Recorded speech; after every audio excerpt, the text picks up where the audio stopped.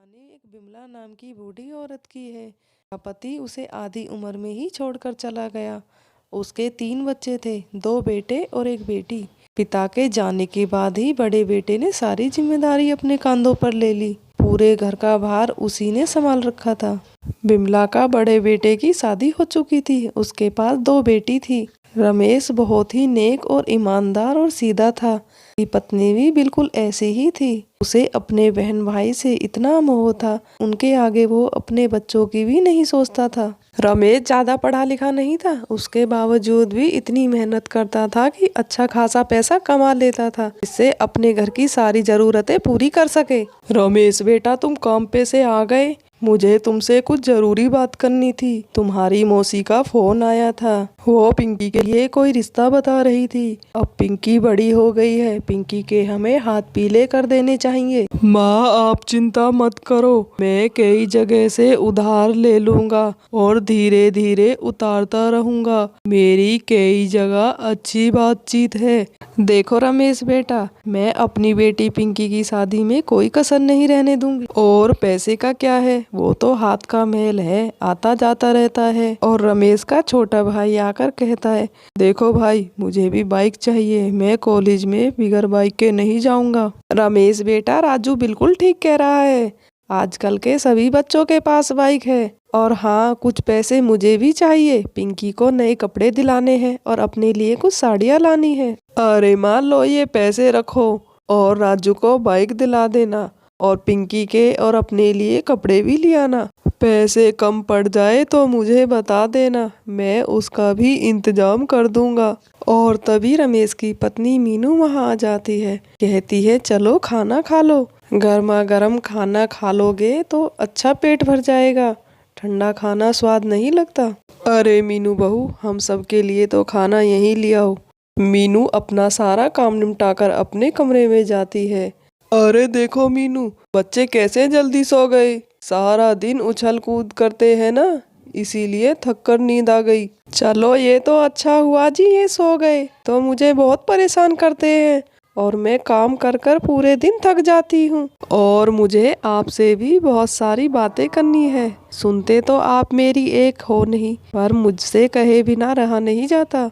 देखो जी, हमारी शादी को पूरे 10 साल हो गए, पर आपने मेरे और मेरे बच्चों के लिए कभी कुछ नहीं रखा। जितना भी कमाते हो सबका सब अपने बहन भाई के ऊपर खर्च कर देते हो। आपको थोड़ा बहुत अपने बच्चों के लिए भी जोड़कर चलना चाहिए। कल को जब ये बड़े होंगे, इनके खर्चे हम कैसे पूरे करेंगे? जब मैं अपनी मुन्नी की शादी करूंगी तो कोई मदद नहीं करेगा, हम किसके आगे हाथ फैलाएंगे? आपकी भी तबीयत कुछ ज्यादा ठीक नहीं रहती अब, ये शरीर हमेशा साथ नहीं देगा।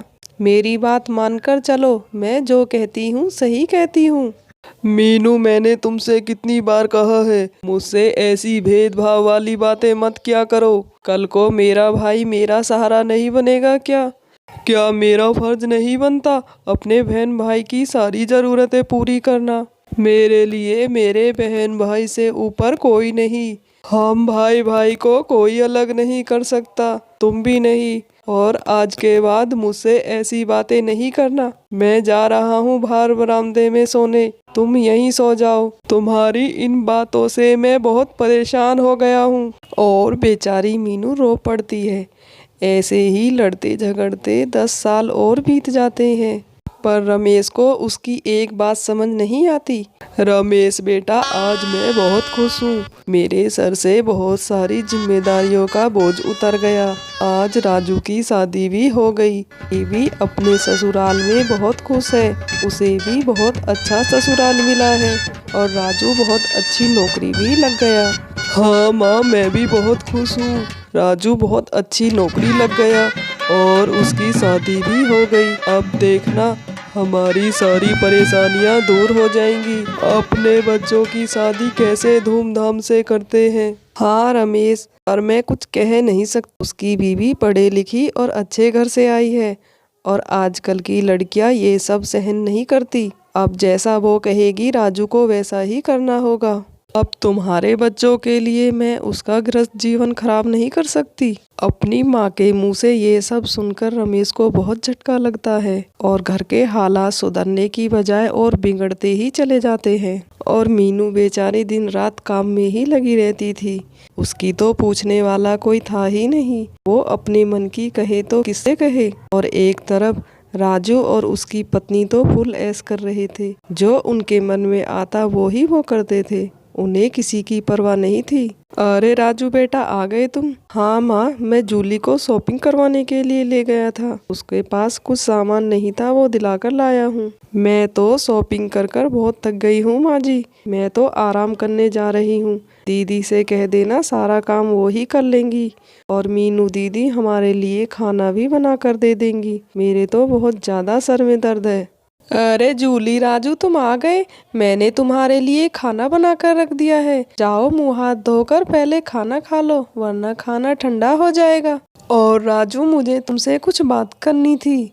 चिंटू के स्कूल की फीस भरनी है और तुम्हारे भैया की भी तबीयत खराब है। मुझे उसके लिए दवाई लानी होगी।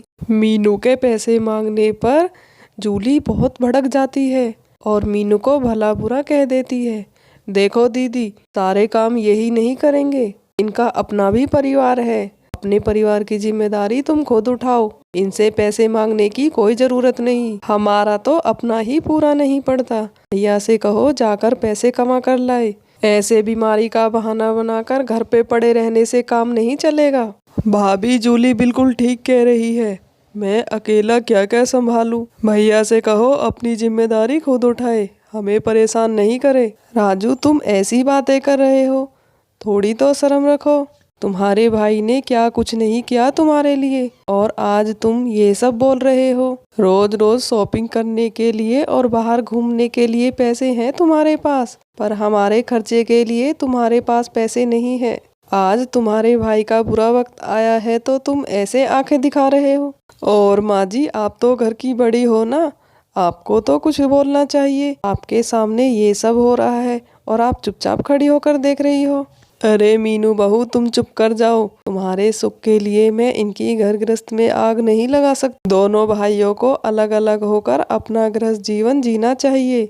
अब रोज रोज का कलेश करना ठीक नहीं है। मीनू बेचारी लाचार उदास होकर रह जाती है। वो करे तो क्या करे, उसे कुछ समझ नहीं आता। वो दुखी होकर रोने लगती है। हमारे प्यारे दोस्तों, इस कहानी में किसकी गलती है, हमें ये कमेंट कर कर ज़रूर बताएं और हम इसका अगला पार्ट लेकर बहुत जल्द आएंगे। उसके लिए हमारे चैनल को सब्सक्राइब कर ले, लाइक करें और बेल आइकन का बटन दबा लें।